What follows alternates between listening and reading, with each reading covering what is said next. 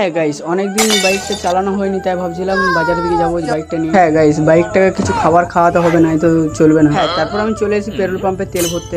তেলটা ভরা হয়ে যেতে চলে এসেছি বাড়িতে এসে দেখি গ্যাসটা শেষ হয়ে গেছে। তাই বুক ভরা কষ্ট নিয়ে যেতে হবে আমাকে গ্যাসটা ভরতে। গাইস, আরো হিরো ভাব নিলে হবে না। যাই হোক, বেশি না কথা বলে চলে এলাম দোকানে আসতে না আসতে আমাকে গ্যাসটা ভরাতে হবে। তাই গ্যাসটা ভরাতে লেগে গেলাম জলদি করে। গাইস, আমি অনেক মোটা হয়ে গেছি, তাই ভাবলাম একটু জিমটা করে নিই। গাইস, 1 কুইন্টাল ওয়েট বেড়ে গেছে আমার। হ্যাঁ, তোমরা যারা এখন ইনস্টাগ্রাম আইডিটা ফলো করে নাও। তারপর গ্যাস ভরা হয়ে যেত, ওইখানে আমাকে গরু বাই করে দিল। তারপর বুক ভরা কষ্ট নিয়ে চলে আসে বাড়িতে। হ্যাঁ, তারপর মনে পড়ে গেল আঞ্জির গুলোর কথা। হ্যাঁ, তারপর আমি ভাবলাম একটু মিক্সচার করা যাক আঞ্জির। তারপর আঞ্জির গুলো কুটু করে নিলাম। গাইস, কুটু করলে হবে না, তার সঙ্গে কিছু দিতে হবে। তাই কাগজি দিলাম, তারপর কয়েকটা আচার দিলাম। আর সাবান গুঁড়ি না দিলে এর সাথে মজাই লাগবে না খেতে। তারপর আমাদের সবকিছু রেডি হয়ে গেল। জানি তোমাদের জিভে জল চলে আসবে। আঞ্জির কুটুটা খাওয়ার পর আমার চোখ দিকে নাক দিকে ধুয়ে দিয়ে। গাইস, তোমরা কষ্ট করে ইউটিউব চ্যানেলটা সাবস্ক্রাইব করে নাও। তারপর বিকাল বেলায় দোকান খুলতে এসে দেখি আমার লেবার গুলো আবার কাজে লেগে এত কি লেবার লেগেছে, মানে বেতন দেওয়াটা খুবই কষ্টের ব্যাপার।